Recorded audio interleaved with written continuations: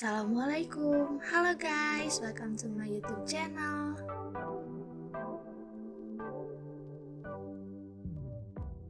Di video kali ini, aku bakal berbagi sedikit ilmu yang aku dapat dari pengalaman selama aku magang di PT Sifen Teknologi Informasi. PT Sifen Teknologi Informasi adalah suatu perusahaan yang mengembangkan sebuah produk sistem ERP yang bernama Sifen CRP. ERP? ERP itu apa sih?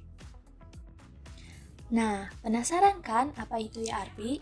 Yuk tonton videonya biar yang nggak tahu jadi tahu dan yang tahu jadi makin tahu. Jangan di skip ya guys, happy watching!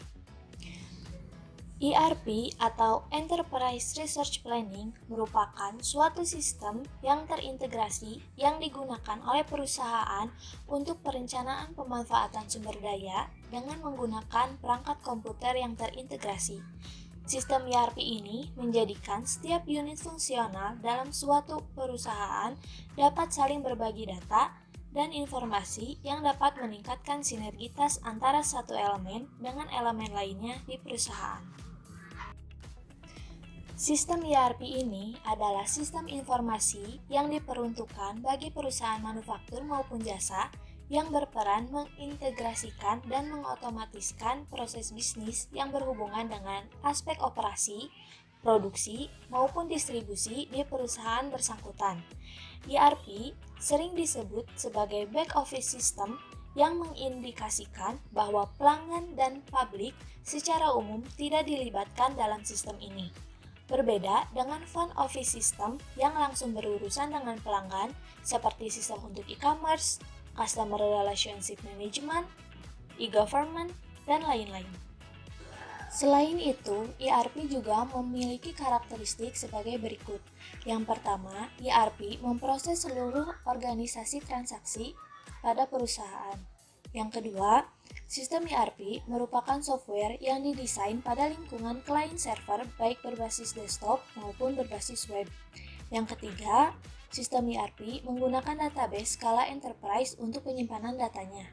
Yang keempat, sistem ERP mengintegrasikan mayoritas bisnis proses yang ada.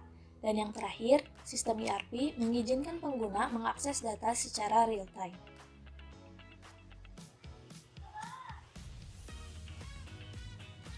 Berikut adalah modul-modul standar yang terdapat dalam sistem ERP. Yang pertama, ada modul keuangan. Modul 1 ini memang sudah pasti dimiliki oleh setiap software ERP. Pada sistem ERP, modul ini menyediakan berbagai fasilitas untuk menjalankan fungsi manajemen keuangan dan dukungan analisis bagi berbagai macam bisnis. Modul ini terdiri dari serangkaian submodul yang meliputi financial accounting, controlling, cash management, dan sebagainya. Yang kedua, ada modul penjualan dan distribusi. Modul ini terdiri dari serangkaian modul yang bertujuan untuk mendukung aktivitas penjualan dan distribusi yang terdiri dari beberapa submodul seperti Master Data Management, Order Management, dan Warehouse Management. Lalu yang ketiga ada modul produksi. Sistem ERP didukung oleh sebuah manajemen produksi yang dapat dilakukan melalui serangkaian modul seperti material dan capacity planning, quality management, cost management, engineering data management, serialization atau load control. Yang keempat, ada modul sumber daya manusia. Modul sumber daya manusia atau human resource pada kebanyakan sistem ERP memiliki sekumpulan fitur yang dapat terintegrasi dengan modul lain serta dapat dimodifikasi agar sesuai dengan kondisi dan aturan di suatu wilayah. Yang kelima, ada modul pemeliharaan sarana produksi. Biasanya, modul ini meliputi sekumpulan produk yang mencakup semua aspek perawatan pabrik atau peralatan dan terintegrasi dengan modul lainnya. Yang keenam, ada manajemen kualitas.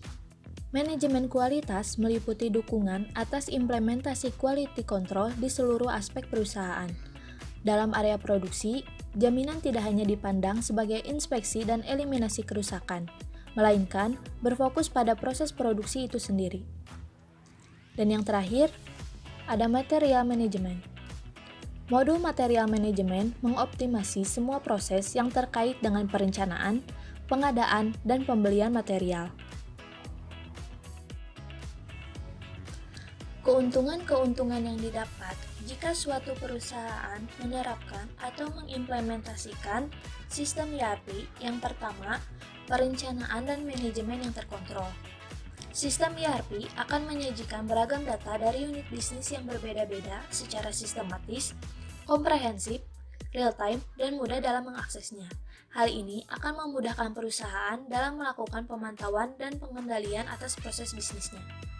Yang kedua, akurasi data yang lebih baik. Dengan adanya auto costing pada sistem ERP, maka setiap transaksi material dan aspek terkait dengan bisnis dapat secara real-time mempengaruhi pergerakan dan perubahan kondisi keuangan perusahaan, yang pada akhirnya akan dapat menyajikan laporan keuangan dengan cepat bahkan real-time.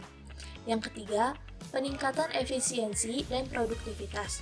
Sistem ERP dapat memperkirakan aspek yang tidak menguntungkan. Dalam hal ini, sistem ERP memiliki alat-alat pendukung pengambilan keputusan yang baik, seperti alat perencanaan dan alat simulasi yang dapat membantu manajemen untuk lebih tepat memanfaatkan sumber dayanya, seperti material, sumber daya manusia, mesin, atau peralatan kerja. Yang keempat, ekosistem perusahaan yang terintegrasi. Software ERP dengan cloud system membantu otomatisasi proses bisnis, mengatur aktivitas harian di setiap bagian. Tanpa sistem ERP, maka perusahaan akan menjadi sangat sulit untuk dapat menjalankan alur kerja secara efektif dan kolaborasi antara bagian dengan baik. Gimana? Udah tahu kan apa itu ERP dan apa aja sih keuntungan yang didapat jika suatu perusahaan mengimplementasikan ERP?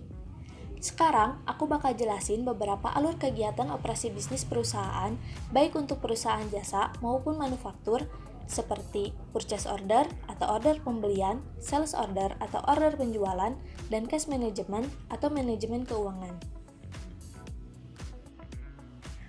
Modul pembelian atau purchase order. Modul purchase order ini merupakan modul untuk menginput pesanan pembelian yang dibuat oleh pelanggan atau konsumen. Biasanya, inputan ini berisikan nama barang, jumlah barang yang dipesan, warna, serta karakteristik lainnya. Purchase order ini dibagi menjadi dua. Yang pertama, purchase order cash, di mana pembayaran pesanan dilakukan secara tunai, serta barang yang dipesan dapat diterima secara langsung pada saat terjadi transaksi. Sedangkan PO kredit, pembayarannya dilakukan secara kredit. Penjualan atau sales order. Sales order merupakan dokumen yang diterbitkan oleh pihak penjual barang saat menerima purchase order dari pihak pembeli barang. Sales order ini dibagi menjadi tiga. Yang pertama, ada sales order cash, yang kedua, sales order kredit, dan yang ketiga, sales order consignment atau konsinyasi. Sales order consignment atau konsinyasi adalah metode penjualan dengan perjanjian antara dua pihak, di mana salah satu pihak disebut sebagai pemilik barang yang menyerahkan barangnya ke pihak tertentu untuk menjualnya, lalu akan mendapatkan komisi tertentu. Pada modul cash management terdapat beberapa submodul. Yang pertama, ada submodul cash in, di mana cash in ini untuk menginput penerimaan uang yang diterima perusahaan baik berupa kas ataupun bank selain dari kegiatan penjualan. Lalu ada submodul cash out, yaitu untuk menginput pengeluaran uang yang dikeluarkan perusahaan baik berupa kas ataupun bank selain dari kegiatan pembelian. Yang terakhir, ada submodul overbooking, yaitu untuk menginput perpindahan uang dari kas atau bank, baik dari kas ke bank ke kas, ataupun antar bank. Oke guys, sekian dulu ya pembahasan kali ini. Semoga ilmunya bermanfaat. Jangan lupa like, comment, and subscribe.